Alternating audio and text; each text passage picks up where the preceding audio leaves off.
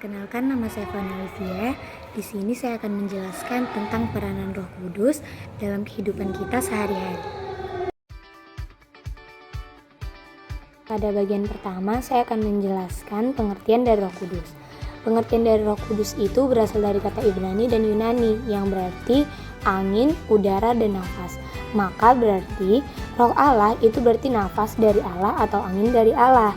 Karena Roh Kudus itu adalah pribadi yang ketiga dalam Tritunggal yang kita sembah bersama dengan Bapa dan Putra.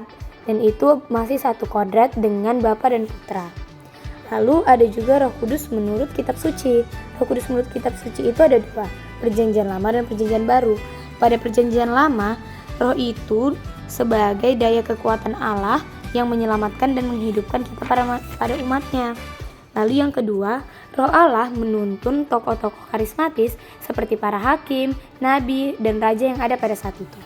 Lalu yang ketiga, Roh Allah akan membinasakan setiap orang yang tidak taat dan tidak setia kepadanya atau kepada Allah itu sendiri. Lalu ada juga pada Perjanjian Baru.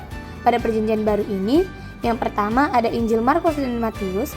Roh Allah itu sebagai daya kekuatan melalui sabda dan karya yang dilakukan Tuhan Yesus. Lalu yang kedua, Injil Lukas dan Kisah Para Rasul. Yesus itu adalah pembawa dan pemberi roh.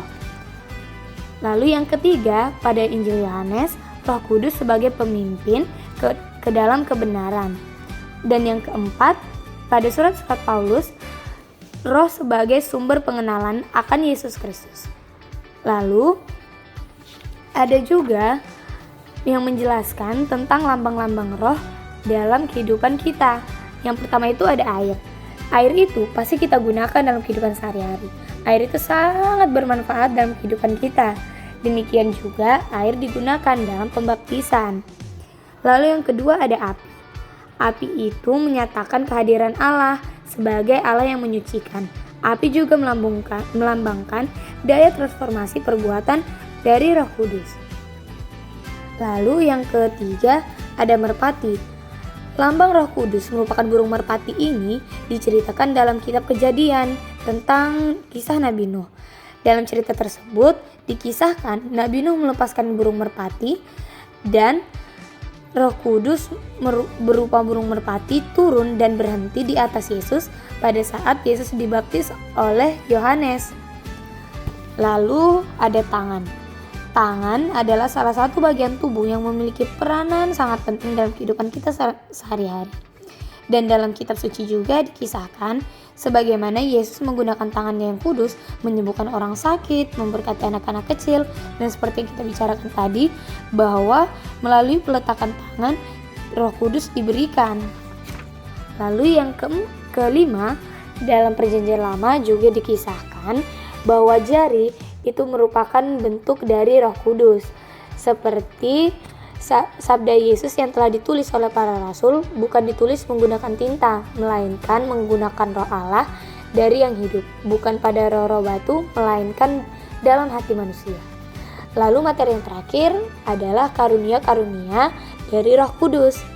Yang pertama ada roh kebijaksanaan. Roh kebijaksanaan itu membantu kita untuk mengenal serta memahami perkara dari Allah menggunakan kacamata yang Allah berikan kepada kita. Dan kita mampu mementingkan atau melaksanakan hal-hal untuk surgawi daripada hal-hal untuk duniawi. Lalu yang kedua ada roh pengertian. Yang ketiga ada roh nasihat yang membantu kita untuk menilai mana yang baik dan mana yang jahat, serta kemampuan kita mengambil dan memutuskan secara tepat menurut kehendak Allah. Lalu yang keempat itu ada roh takut akan Tuhan. Roh takut akan Tuhan itu mengajarkan kita untuk mencintai dan menyembah hanya kepada Allah saja sebagai pencipta dan melaksanakan kehendak-Nya sepanjang hidup kita. Serta kita harus berusaha menghindari perbuatan dosa yang akan memisahkan kita dari Allah. Roh takut akan Tuhan itu juga bisa menjadikan kita semakin taat dan rendah hati kepada Allah karena sadar akan keberdosaan kita.